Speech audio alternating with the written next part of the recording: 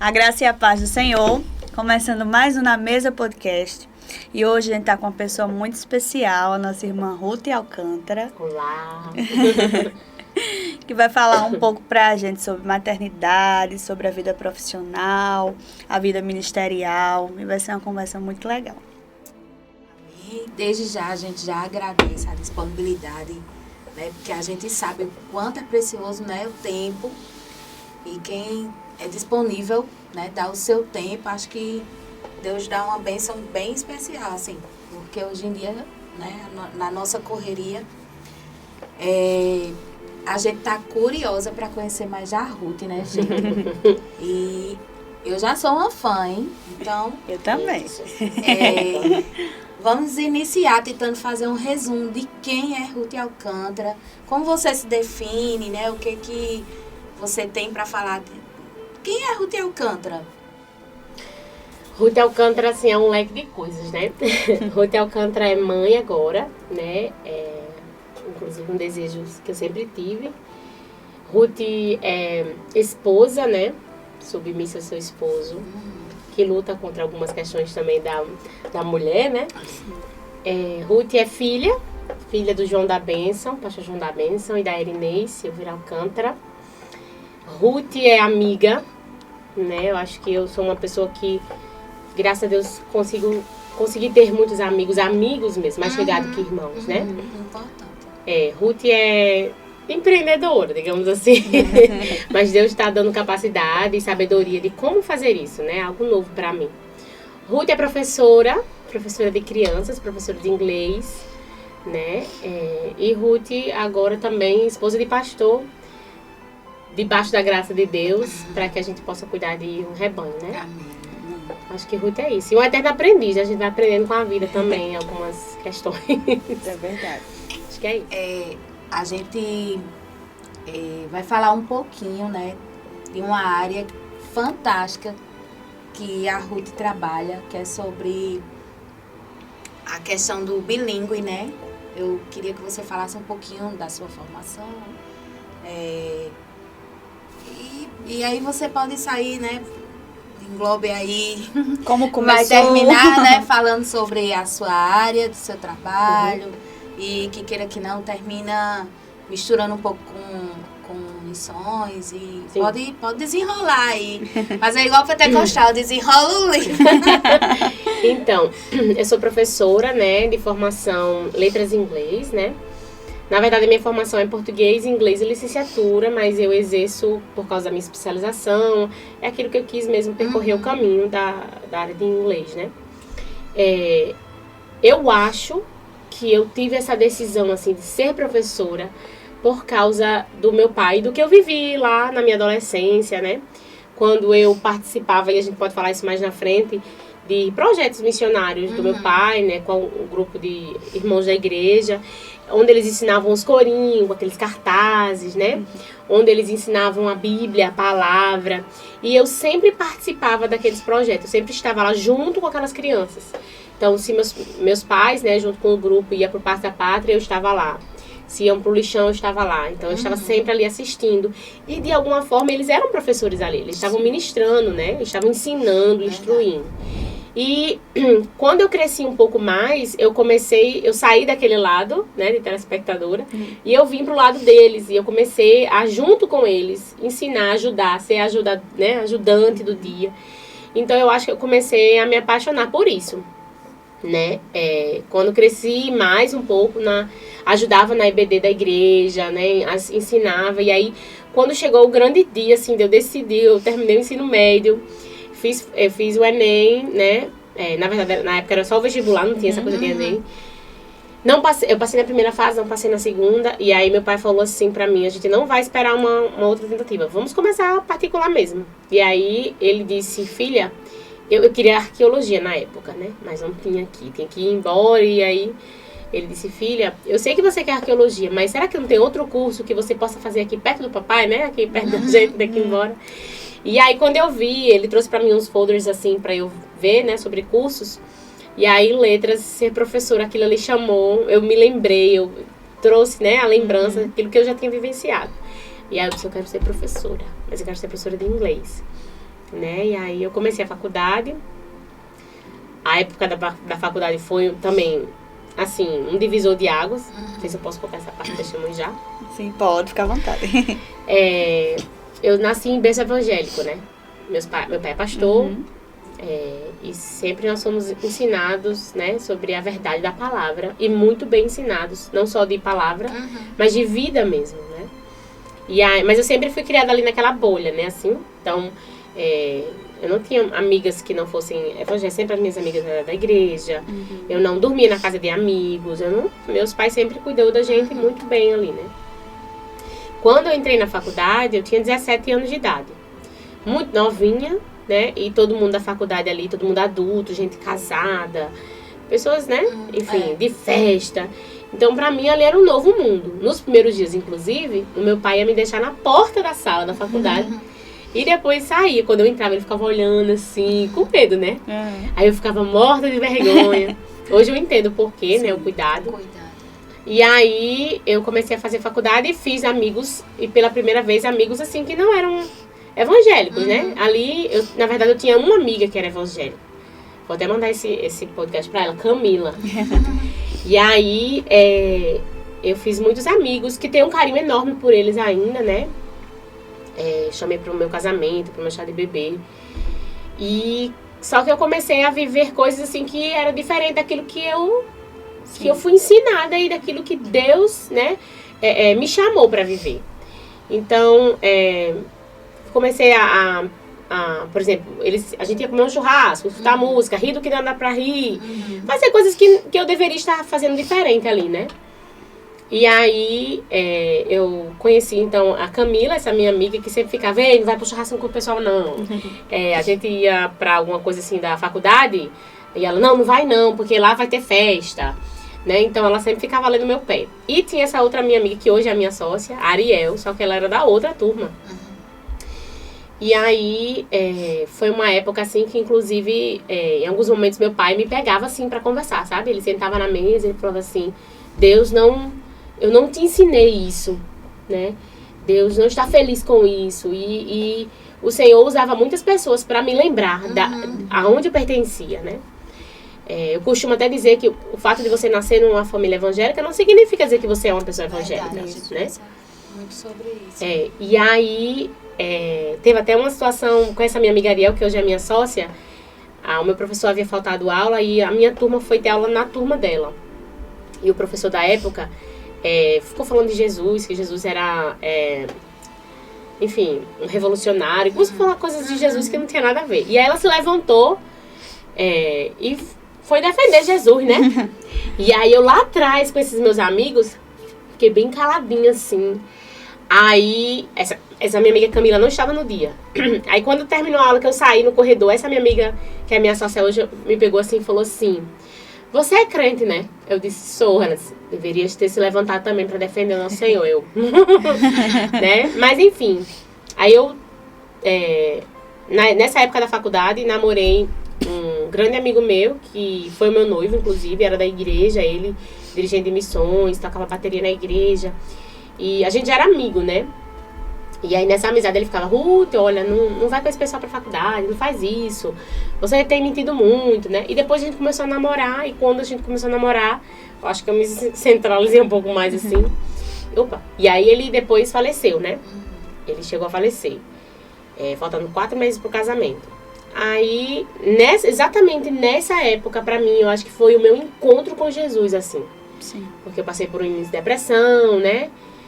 Mas foi o meu encontro com Jesus. Eu entendi quem era Jesus. Eu entendi para que ele me chamou, né? E teve até uma época que a gente comendo pastel, eu pedi perdão para esses meus amigos. Olha, me desculpa aí, eu não tenho dado... Não, menina, que conversa assim, não. E aí Deus foi, né, mudando a minha história. Acho que já no 2º ano de faculdade, assim. Foram 4 anos de faculdade. O primeiro foi aquele choque, né? Sim. De realidades, assim. E logo no 2º, o Senhor, sabe, me ergueu assim e escreveu a minha história, né? E tem escrito a minha história. Tudo. E ele permitiu, porque ele tinha também propósitos, né, ali. É verdade. A gente sempre fala sobre isso, né? Porque é a famosa frase clichê, né? o filho de crente Não é crentinho. não é crentinho, Sim. né? Há quem consiga, quem Deus vai dando livramento e consiga escapar Sim. sem dar uma voltinha ali no mundo, né? Mas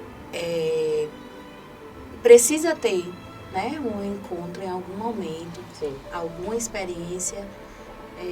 Às vezes não é tão agradável, né? Graças a Deus que no seu caso, assim, não durou tanto tempo, mas o que dói, dói, né? É. Então, Deus tem seus Vale ensinamentos. ressaltar, Deus tem planos e Ele sabe como trabalhar. Ele sabe o tempo que tem que iniciar, o tempo que tem que terminar, né? Mas eu acho que vale ressaltar, e aí já deixo uma mensagem para os pais, né? Acho que esse tempo foi muito curto de choque, porque a presença do meu pai era muito ali. Sim. Mesmo eu sendo um pouco maior, não era de maior, mas assim, já 17, 18 anos, na verdade, que já tinha passado um ano, ele sempre foi aquela pessoa, não, Estava em alerta. Né? você está sobre a minha responsabilidade, sobre a minha autoridade, não. E nunca foi esse pai assim de, não sei mais o que fazer, né, homem, vai, não, ele sempre foi aquele pai, chegar de 10 horas, até 10 horas, sabe? Então, eu acho que isso ajudou muito, né? Se fosse um pai que, vou usar assim um linguajar mais nordestino, mais frouxo, então eu acho que, sabe, verdade. tinha ido por um caminho verdade. mais, né?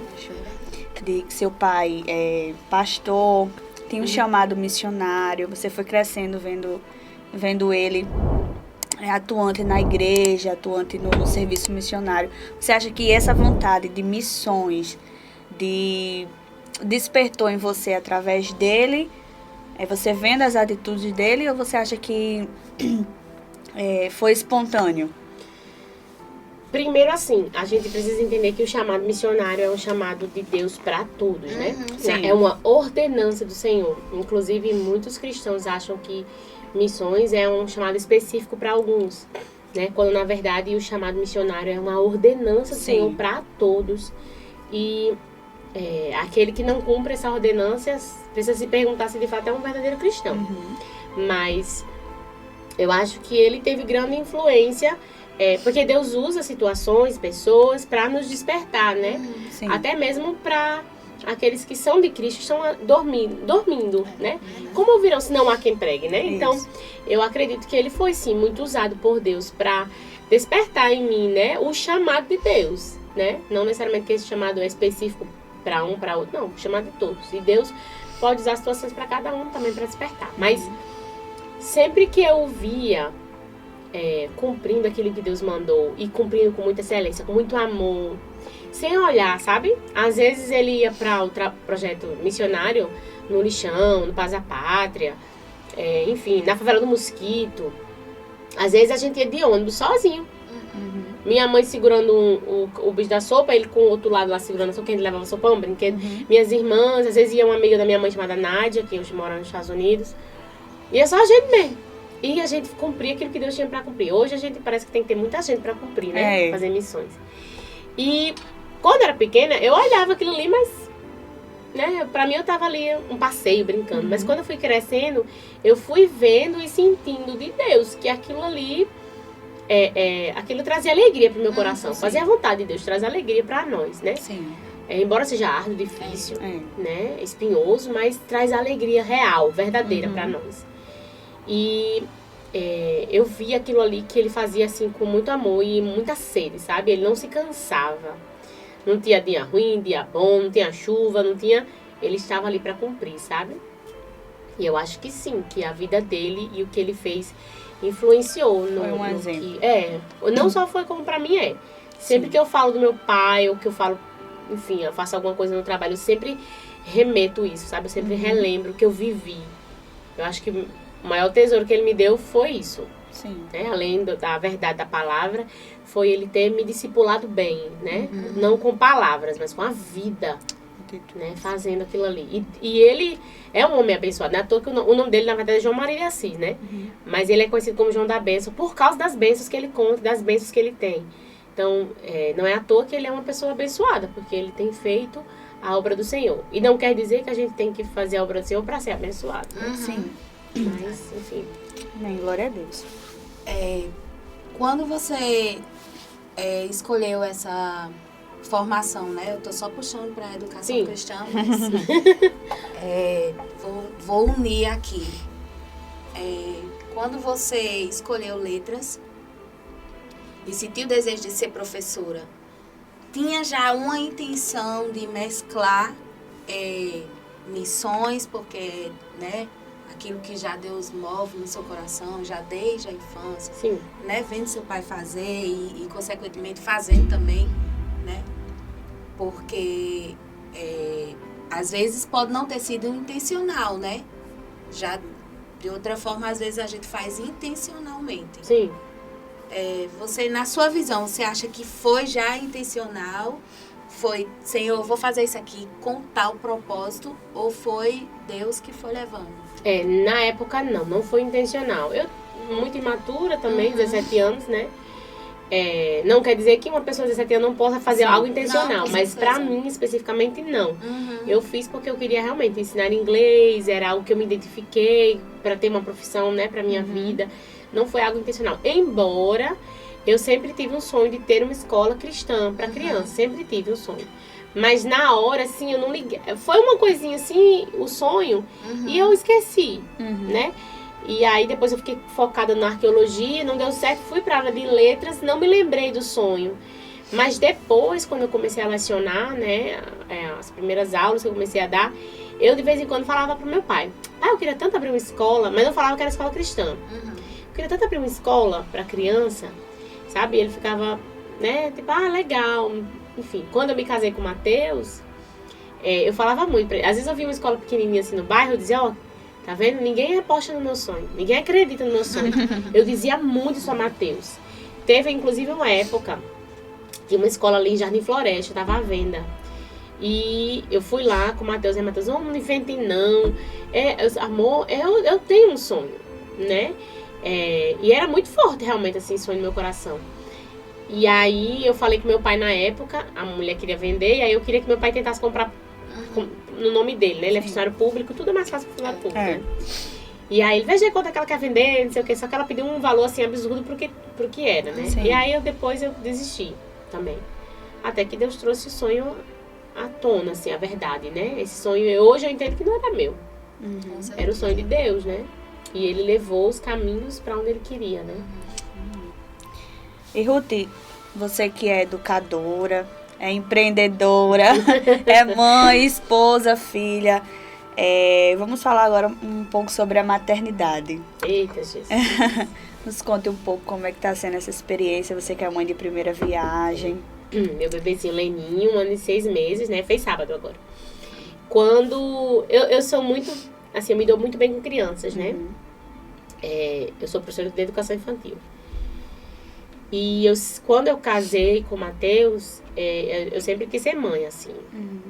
E aí a gente, nos meus anos, acho que até o 2º ano de casado, a gente já tinha o nome dos bebês escolhidos. Assim. Se fosse menino era Pedro Emanuel, e se fosse menina ia ser Ana Sofia. E aí a gente curtiu, viajou, né? E aí depois, quando deu 2 anos de casado, a gente começou: acho que a gente precisa de um bebê. E aí a gente começou a tentar ter filhos, né? E o filho não vinha. Meu sogro pedia muito, meu pai falava, né? Mas não vinha. Aí com 3 anos, de 3 para 4 anos de casado, eu comecei a ficar muito triste, eu chorava muito. Todo mês eu fazia teste de gravidez e não tava, e ficava muito triste. E aí eu decidi investigar se eu tinha alguma coisa, né? Porque enfim, a gente não evitava. E aí eu descobri, mas não era nada grave, assim. Só uma questão de ovulação, tava ovulando pouco. Fiz um tratamento pra isso. E continuei tentando, mas não vinha filho. E aí, um tempo depois, a gente foi tentar investigar se Matheus tinha alguma coisa, né? A gente tem 8 anos de casado. Aí, no caso, um ano retrasado. A gente ia iniciar pra investigar se ele tinha alguma coisa, porque não vinha filho. E aí, meu sogro ficou doente de Covid, né? Teve Covid.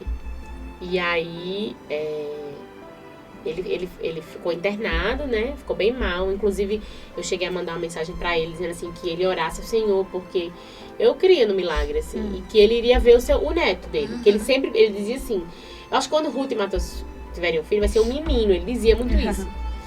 E eu disse, pastor Lênio, seja forte, ora ao Senhor, eu creio que o Senhor ainda vai ver seu neto. Ele disse, amém, minha filha. Mas também foi a última palavra que ele me deu, né? Ele faleceu de Covid. E aí, com 2 meses, eu descobri que estava grávida. Eu creio que Leninho veio no tempo certo, porque ele foi o consolo do Senhor. Sim. Né? Tanto que o Leninho, que deveria ser Pedro Emanuel, carrega o nome do meu sogro, né? O Lênio, pastor Lênio. E aí ele foi um consolo para nós, foi um consolo pro Mateus, foi um consolo... Eu não lanço essa carga no meu filho, não, né? Sim. Mas eu entendo que... A gente reconhece, né? Quando Deus nos presenteia, assim, pra... Sim. Né? A gente sabe, né? Quando Deus... Sim. Pra minha sogra também, ele foi um consolo. Ela sofreu, obviamente, a esposa, né? Sofreu muito mais do que os filhos e nora e genro. Então, acho que foi um consolo mesmo, assim, pra todos nós, né? E ele é uma bênção, assim. Eu confesso que eu lia muito sobre maternidade, né? Estudava, assim... Estudava não profundamente, mas... Quero ir por aqui, por esse caminho, né? Tinha algumas coisas em mente. Umas já estão dando certo, outras já eram errado. E tudo bem. Faz parte. Né? Tenho muito a aprender ainda, né? Mas eu acho que eu tô caminhando pelo caminho certo. Com o Leninho, né? Eu tenho... trazido a luz da palavra de Deus para aquilo que eu acredito, né? Inclusive, a gente esteve agora na pediatra dele, e aí aconteceu uma situação lá, e aí ela disse assim, ela não disse exatamente, mas ela insinuou que eu tinha feito errado. E aí ela disse assim, porque você conhece a educação positiva? Eu disse, conheço, mas a senhora não precisa me falar, porque eu não concordo com a educação positiva. E a educação respeitosa? Também, eu posso usar da educação positiva e da educação respeitosa em alguns processos da minha educação, né? Em algumas situações específicas, mas isso não é a base da minha educação. Aí eu falei pra ela, porque a base da minha educação para ele é a palavra de Deus, e a palavra de Deus me fala pra fazer isso, e eu vou fazer isso, porque eu entendo que isso é o certo, né? Minha sogra ficou assim na hora, assim. Não existe uma fórmula, né? De como criar, ou de como ser mãe. Tem aquela frasinha, aquele velho ditado, né? Quando nasce um filho, nasce uma mãe. Mas a palavra de Deus é a nossa base. É a base, é o ingrediente pra gente, né? Isso. Ruth, você falou que ele foi uma bênção de Deus pra vida de vocês, amém. Que quando nasce um filho, nasce uma mãe. Eu digo muito isso, que eu sou uma pessoa depois dos meus filhos. Eles mudaram completamente minha vida e eu acho que a sua também, né? Mas eu queria que você falasse um pouco quais são as dificuldades que você está tendo. Você, mãe de primeira viagem, é tudo muito novo, é uma aprendizagem, mas quais são as dificuldades que você está tendo nesse período agora? Ele tem 1 aninho e 6 meses, né? Você disse? Quando eu engravidei ainda no finalzinho da pandemia, quando tinha aquela lei que as grávidas precisavam ficar em casa, porque era grupo de risco, né? Sim. Então eu passei toda a minha gravidez em casa. Glória a Deus. Foi muito tranquila a minha gravidez. Só o finalzinho que teve diabetes, mas gestionou, mas depois ficou normal. Então, eu refletia muito, né? E eu sempre entendi que hoje os pais falam assim, eu preciso trabalhar para dar pro meu filho o que eu não tive. Mas eu entendo que os filhos não precisam de coisas, objetos, brinquedos. Sim. Eles precisam de tempo, né? Verdade. De vivência com os pais. Eles precisam disso. Então, eu refletia muito sobre isso. Então, eu falei pro meu marido, né? Eu trabalhava os 2 expedientes. Eu disse, filho, quando eu tiver Leninho, eu não quero mais trabalhar o dia todo. Eu só quero trabalhar um expediente. Como eu sou horista, né? Eu consigo fazer assim. Vou perder dinheiro, mas... E aí, vamos se reajustar, tá bom. Ele é o meu maior tesouro, então eu preciso investir nele. E pro reino de Deus. Sim. Preciso investir nele agora. Não posso esperar ele fazer 12 anos, 10 anos, entendeu? É agora, a base dele, de quem ele vai ser para a geração futura. Então, a gente decidiu se ajustar financeiramente para, né? Mas mesmo assim, eu só trabalho hoje de manhã, né? Na escola, no particular, não sei. E me dedico também à escola lá da Big Christian School que a gente tem lá em Paramirim. E tem a igreja também, né? E tem esposa, tem rua. Então, ainda assim, conciliar tudo isso, pra mim, tem sido uma grande dificuldade. Em dar tempo de qualidade pra ele, sabe? Tenho feito o meu melhor, meu máximo. De realmente, quando estar com ele. Mas eu ainda acho que eu deveria dar mais a ele, sabe? A gente se cobra, né? A gente Eu não sei se é uma coisa minha ou se toda mãe pensa assim. Não, você tá falando aí e eu me vendo, né, na sua fala. A gente se cobra, né? Acho que essa... Nunca acho que é o suficiente, na verdade, pelo menos comigo. Eu nunca acho que é o suficiente. Pra mim, hoje, assim, uma das maiores dificuldades, né, é o tempo que pra ele, assim, que eu não... Eu tento, sabe? Não, hoje eu não vou fazer isso, vou ficar com ele. Aí, de repente, aparece a mesma coisa. Sim. Ou então, enfim. Mas... acho que essa é uma grande dificuldade pra mim, que eu tenho lutado contra. Tava conversando, inclusive, sobre isso com uma amiga minha ontem, de que eu precisei abdicar de coisas, novamente, outra coisa por ele, né? Eu não creio que eu estou perdendo, eu creio que eu estou ganhando, Sim, né? com certeza. E acho que a outra coisa, assim, que eu tenho sentido dificuldade, é a questão mesmo de instruir. Mas eu entendo que pra ele é muito difícil na cabecinha dele, né? 1 ano e 6 meses, ele ainda tá se descobrindo como um ser mesmo sozinho. Porque até então ele era uma extensão minha, né? Sim. O bebê. Ele entende que ele é uma extensão da mãe. Agora ele começa a entender que ele é um ser individual. Então acho que... Mas eu entendo que é o tempo. Né? Tipo assim, do não pode, do não... Acho que agora Sozinha também da não é a idade birra. certa. Ainda vai começar, na verdade. Não quero assustar, já não. Começou. Mas faz Ele é parte também, né? nessa área. Aí, às vezes, quando ele tá, eu digo, é o pecado. Em nome de Jesus, o pecado. Ai, Jesus. Mas Saindo da maternidade e ainda continuando nessa sua demanda aqui, né? Ufa, que demanda. Fale um pouco sobre como é ser pastora, né? Poxa. Nessa demanda. como conciliar, né? Como conciliar, né? Porque também é uma demanda bem, Sim. né? Sim. Puxada. Eu acho que, inclusive, é a maior demanda. Os irmãos da igreja, inclusive, me chamam de pastor, eu gosto de me chamar de pastora, não. Me chamam de outro, né? Porque, assim, eu entendo que ele é aquele que o Senhor chamou, né? Eu sou uma adjuntora, assim, uma ajudadora. Mas eu acho que essa é a maior demanda. E eu não quero ser paradoxa, mas, assim, é a maior demanda com um peso, uma responsabilidade muito grande, porque você está tratando de vidas, né? É verdade. Para a eternidade. Mas é aquilo que também é mais prazeroso, porque eu estou trabalhando para o reino de Deus, o Criador do universo, o autor da minha fé. Eu não estou trabalhando para o homem. Eu não estou trabalhando para o dono do SEI, ou para, enfim, um pai da escola. Eu estou trabalhando para o Senhor, né? E ser esposa de pastor hoje, que inclusive era um sonho de Mateus desde pequeno, ele sempre entendeu esse chamado. Ele conta, e a mãe dele também me conta essa história, o pai dele contava, que com 8 anos de idade, acho que ele contou aqui no podcast, inclusive, com 8 anos de idade ele escreveu uma redação, a professora pediram para ele escrever uma redação do que eles queriam ser, e ele queria ser pastor e guia turista.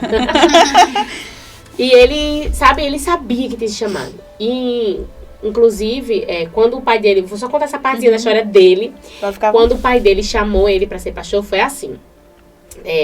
Na nossa denominação funciona assim, tem a igreja mãe e a igrejas filhas, as congregações que a gente chama, né?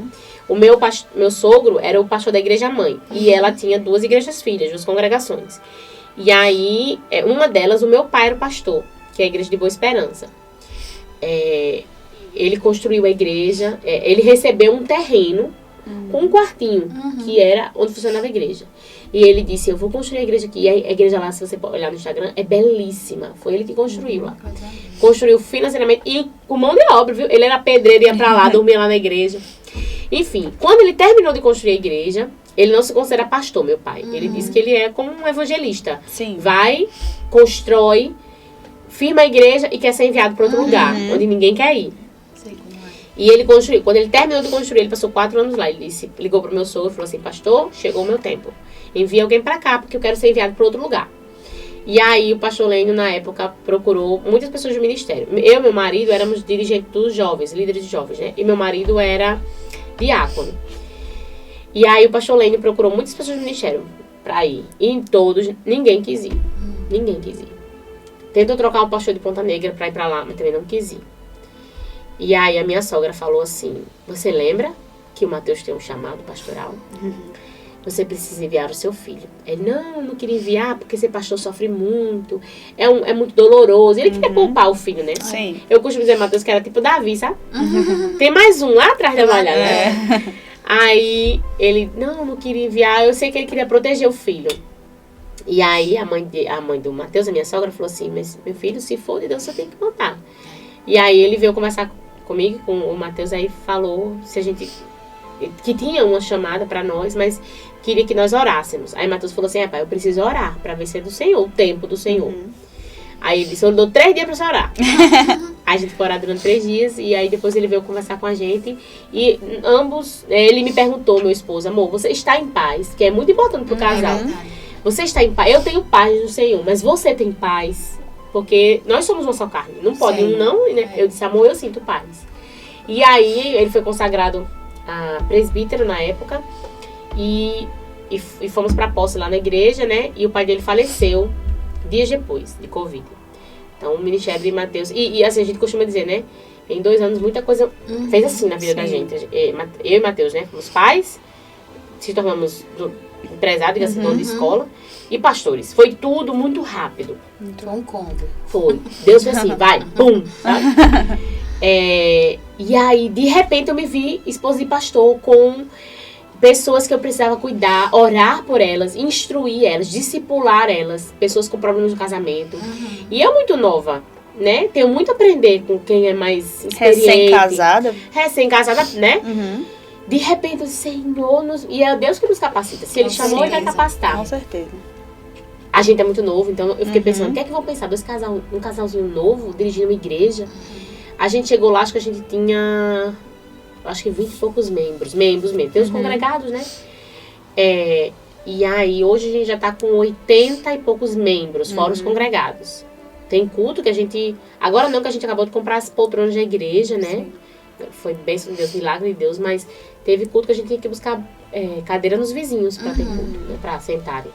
E Deus que tem feito, né? Deus. E tem irmãos que trabalham lá também, abençoados, né? Liderança da igreja que tem sido usado por Deus, né?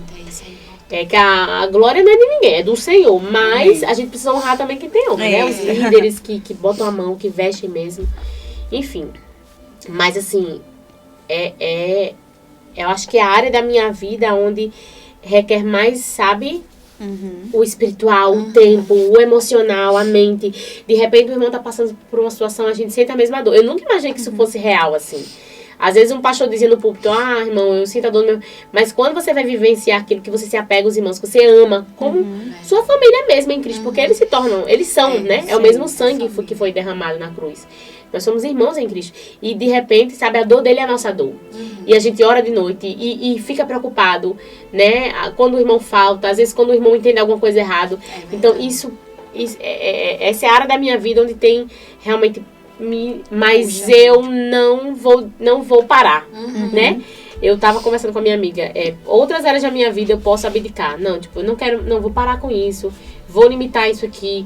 Mas a obra do Senhor, ela não pode parar. Né? Eu não posso pôr a mão no arado e voltar atrás. Então, eu sei que eu vou me desgastar, até porque a vida não é minha, eu preciso entregar ela para o Senhor, para a glória do Senhor, para o reino do Senhor. Então, é privilégio ser chamado, né, por Deus para isso. Verdade. Então, tem sido um tempo desafiador, difícil, mas o Senhor tem estado conosco. Até aqui nos ajudou o Senhor, e aquele que começou a boa obra, ele vai ser fiel, né? Para terminar até o dia que ele se responsabiliza, né? É verdade. A gente faz a nossa parte e ele vai, né? Sim. Tá no controle, com certeza. Sim. É a obra dele. Ruth, você que também canta, né? A gente viu, acompanha no Instagram. Uma voz maravilhosa para a glória de Deus. Você Sou bem brincalhona, eu faço umas caretas assim mesmo. Essa veia artística, vamos dizer assim, né? Esse dom. Eu sei que quem deu o dom foi Deus, né? Deus, Mas assim, sua família, sim, ela canta também, ela ministra, como funciona? Meu pai canta muito bem. Muito bem. Inclusive, ele tem, assim, um tenor, uma voz, assim. Quem vê ele cantando, agora assim, a família da minha mãe, parece, assim, que é um negócio no sangue. Sim. Todos, meu avô, minha avó, minhas tias, minhas primas, meus primos, todos cantam. E a grande maioria toca algum instrumento. E por incrível que pareça, nenhum deles nunca fez aula, nem de canto, nem de instrumento. Todos eles aprenderam de forma assim, autodidata. Eu tenho um primo, Davi, beijo, vou mandar pra ele também. Um primo que, ele inclusive é o tecladista da igreja. Eu acho que ele tem 18 anos agora. Ele toca teclado, bateria, baixo e guitarra. E canta lindamente também. Faz segunda voz. Mas tudo ele aprendeu só. Ele baixou o aplicativo do teclado e ele ficava fazendo as notas no teclado. Você acredita? Então, assim, toda a família da minha mãe, a gente, inclusive, tinha um grupo de louvor que a gente cantava. Era interdenominacional. Em família, você diz? Sim. A gente, cada um era de uma igreja, mas a gente se reunia, ia pro estúdio, fazia ensaio e tudo. E a gente era convidado para cantar nos interiores, nas igrejas. Legal. Aí, todo mundo do grupo, tanto da banda como quem cantava, era tudo primo ou marido, sabe? E os maridos que foram chegando também envolvidos com essas coisas, né? Mateus canta também, não sei se você já viu ele. Já vi. E tinha o pregador, o marido. Na época eu não era casada com o Mateus, né? Eu era noiva do rapaz que faleceu, né? Sim. Mas ele também cantava e ele também tocava bateria. Aí a gente tinha o marido de uma prima minha que pregava. Então era o combo. Quem chamasse a gente já tinha o pregador também, entendeu? Então assim, Deus deu esse dom, assim, acho que pra usar alcântaras, que eu costumo dizer, né? Eu amo ser alcântara, amo fazer parte dessa família, minha família de orgulho, assim. Mas acho que Deus, assim, escolheu essa família pra ser uma família, assim, sabe? Amém, eu creio. Na obra do Senhor. E a grande maioria... né? É honroso, quando a gente pode contribuir para o reino, né? Amém. Eu queria só ter o dom, mas... Eu também. Só queria ter o dom de cantar. A grande maioria faz parte da igreja, assim. Um ou outro que, infelizmente, no caminho, né, se desviou. Sim. Mas eu tenho um tio meu, inclusive, que gravou um CD, como é que chamava? LP, né? Mas se desviou, né, com o tempo. Mas os outros todos caminham na igreja, trabalhando, sabe? Na obra do Senhor. Glória a Deus. Durante esses dias, o que Deus tem falado para você? O que Deus tem, né? Deus tem falado com o seu povo, né, de formas diferentes. Durante esses últimos dias, o que Deus tem tratado com você? Eu tenho sentido, assim, de Deus, né? Eu compartilho, inclusive, com uma amiga minha no Instagram, algumas coisas. É tempo da igreja se levantar de forma ousada, né? No reino, assim. Porque a gente tá vendo, né? Que tudo está pressionando a igreja. Hoje você já não pode falar sobre certas coisas. Sim. Você tem que saber como falar. Na igreja, às vezes as igrejas estão lotadas, mas nem todos, né? Estão ali realmente para adorar ao Senhor. O evangelho está sendo pregado de forma errada, né? Em duas extremidades. Tanto na religiosidade, né? Um evangelho de religiosidade mesmo, assim. De fariseus. De fariseus mesmo, né? Como o evangelho da libertinagem, da supergraça. Relativização, né? É muito difícil você encontrar uma igreja bíblica, de fato, né? Aquela que está ali, a remanescente. Mas, devido aos acontecimentos, né? Ideologias, as escolas, tudo. Parece que a igreja tem passado um tempo assim, vamos pregar que Deus é amor, vamos pregar que Jesus morreu na cruz, que Ele ressuscitou, amém, glória a Deus. Essa é a verdade do evangelho. Mas pouquíssimos têm falado ou têm sido ousados em dizer assim, arrependei-vos, sabe? Esse que é chegar o tempo, arrependei-vos. E Deus tem falado muito ao meu coração sobre isso, sabe? Que é tempo de se levantar, se reerguer. Inclusive, lá na escola, eu tava conversando e Deus ministrou isso no coração dessa minha amiga, né, da sócia, o tema integrador do próximo ano. De ser um tema mesmo de ousadia, sabe? Da gente dizer assim, a gente tem 2 temas em mente, estamos orando nesse propósito. Não vou dizer aqui para não dar spoiler. Mas, assim, são 2 temas que a gente mostra assim, que a igreja veio para se levantar e proclamar o reino de Deus, né? Então, assim, nós não podemos ser omissos. Verdade. Né? Porque existem pessoas caminhando para um precipício. E a gente fica olhando e a gente não faz nada. O máximo é assim, Deus te ama, viu? Ele é contigo. Ele vai fazer por você, certo? Mas ele não precisa saber disso. Nas escrituras fala sobre tudo isso, que Deus é conosco, que ele nos ama, ele provou o seu amor. Ele provou seu amor na cruz, ele provou seu amor fazendo com que você existisse, com que você respirasse hoje, com que você acordasse. Ele provou seu amor. Mesmo que estivesse enfermo, ele ainda assim estava provando seu amor e a sua misericórdia. Agora, o que as almas precisam ouvir é: se arrependa, pare aqui, volte para o seu Criador. Porque o precipício você está indo por lá. Entende? E assim, eu fico a pensar como pode, muitos cristãos assim, não enxergam o óbvio, assim. Só pode ter sido mesmo o Senhor, que foi que nem Faraó, assim, sabe? Fechou o coração de Faraó, assim, pra que ele não deixasse o povo ir. Parece que é como se fossem... Eu tenho uma amiga, se ela vir, espero que ela não fique chateada, que fala isso em amor. Mas, enfim, a gente foi orar num propósito, uma sessão da família dela. Mas aí eu vi na rede social ela postando uma festa e disse assim: ó, é amanhã. Aí eu botei uma carinha triste, né? Não sei se ela não vai. Mas o fato de você ter postado aquilo ali, você tá incentivando almas pra ir pro inferno. Como Deus lhe dá milagres, Deus lhe dá bênção, Deus lhe deu a salvação. E você, sabe, é omisso em falar. Você foi agraciado pelo Senhor. E você não quer compartilhar com os outros aquilo que Deus fez por você. Então, Deus tem falado muito ao meu coração, sabe? Se levante ousadamente. E ousadamente não é rispidamente. Mas também não é, sabe? É necessário um equilíbrio. É falar a verdade como João Batista. Arrependam-se.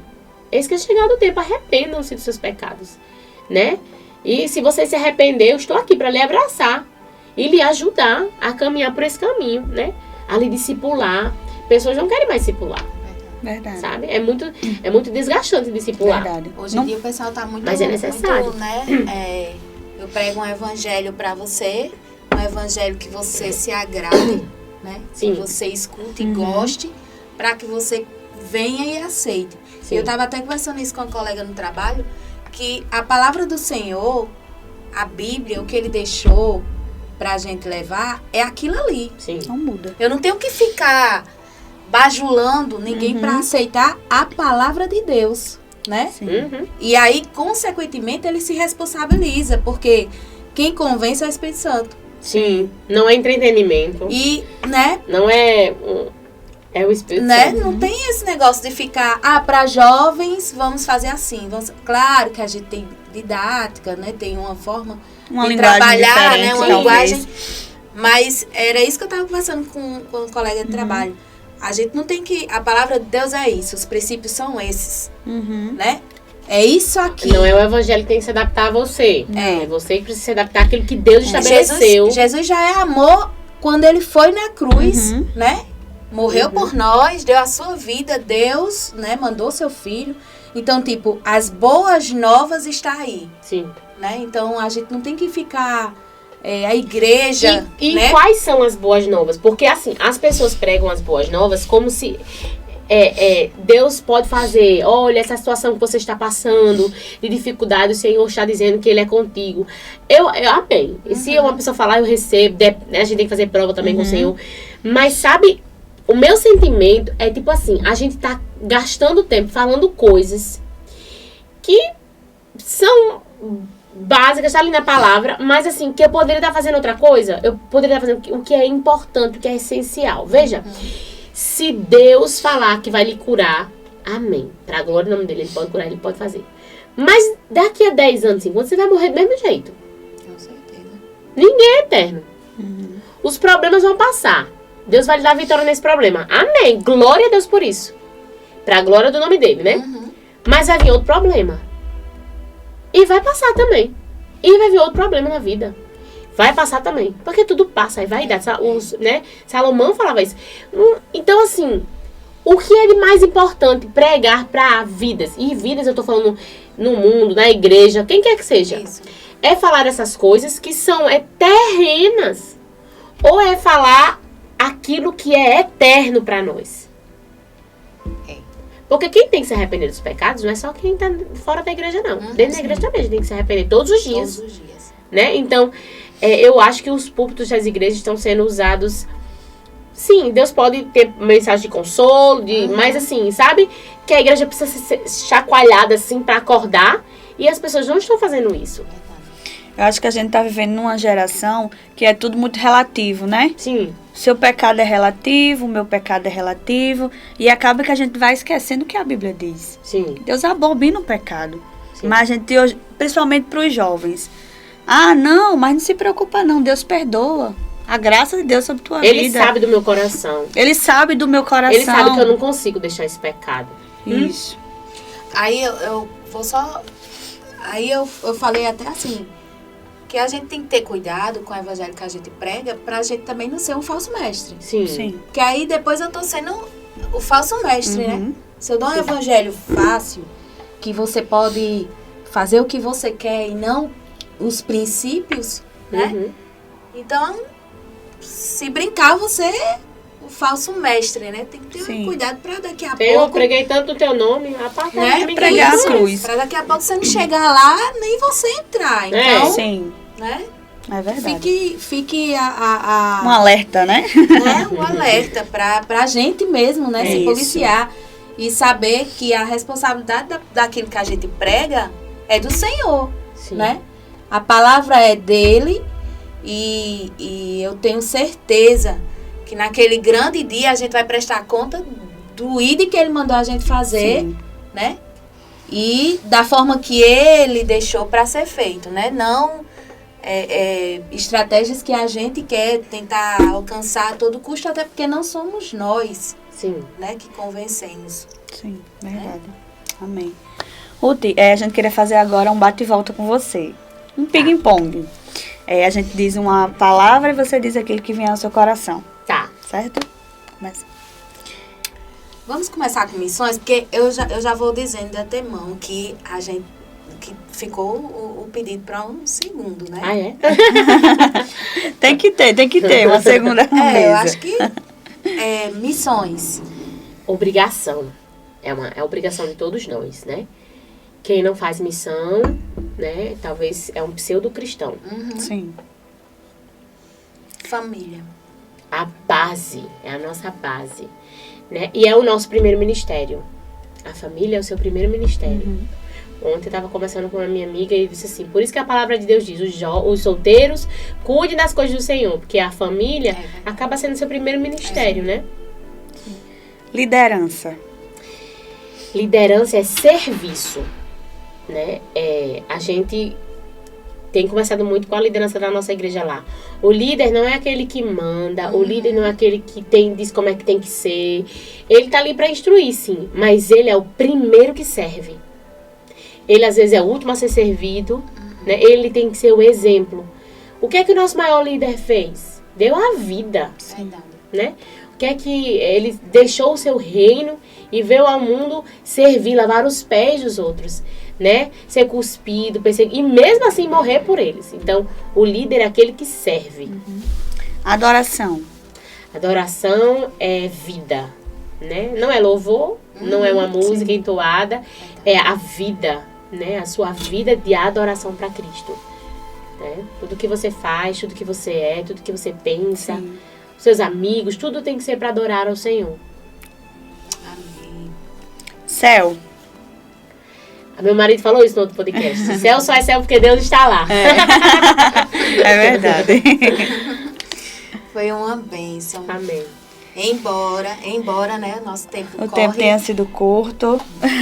ainda geraria uma conversa gostosa e eu tenho certeza que dá uma outra mesa, né? Com certeza. Amém. Desde já a gente agradece, né, sua disponibilidade. Mais uma vez agradecemos demais seu tempo, né? E a gente costuma falar assim que Deus já nos pagou, né? Sim. Mas que Ele abençoe ainda mais, Amém. né? Recompense e dê suporte em todas as áreas que Ele com certeza dá, né? Deus não nos deve nada. Sim. E a gente vai ficar na pedida, né? Pra próxima. Tá bom. Tenho certeza que o pessoal de casa também, né? Vai ser muito abençoado por essa mesa, né? Manda para aquele amigo, aquela vizinha, um parente que ainda não conhece, né, da palavra do Senhor. Use como ferramenta, né, para o reino dos céus. Tem pessoas que a gente não alcançaria da forma tradicional. Então, isso aqui é uma ferramenta de evangelismo. Amém. Você envia para todo mundo, envia para crente, para quem não é, e sinta-se à mesa com a gente. Amém? Amém. Ruth, mais uma vez, nosso muito obrigado. Eu tenho certeza Obrigada a que esse podcast vai alcançar vidas através do seu testemunho, através da sua vida. E a gente queria que você desse suas considerações finais. Amém. Quero agradecer, né, a vocês pelo convite. Como você disse, é uma ferramenta de evangelismo e eu acho que nosso testemunho também serve para edificar vidas, né? Verdade. Mas eu fico feliz por essa oportunidade e estou à disposição, né, para abençoar vocês aqui como puder, né? E pode também nos seguir lá nas redes sociais da escola, né, para ser abençoado também lá mesmo. Eu já sou fã, pode procurar aí nos meus amigos. A Bicker's School, mesmo que seja tão longe, mas sempre a gente posta stories lá com devocional, né, devocional da semana, então vocês podem ser abençoados lá também. Com certeza. E assim, uma mensagem para todos, né, seja um cristão verdadeiro. Não viva aquilo que você quer viver. Viva aquilo que Deus quer que você viva. Né? Não seja praticante apenas do que dá para viver. Né? Eu acho que isso aqui eu consigo, isso aqui... Não.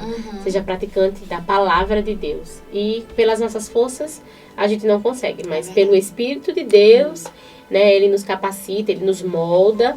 Ele tira aquilo que não agrada, coloca aquilo que agrada a Ele, mas que a nossa vida, de fato, seja para a glória de Deus. Amém.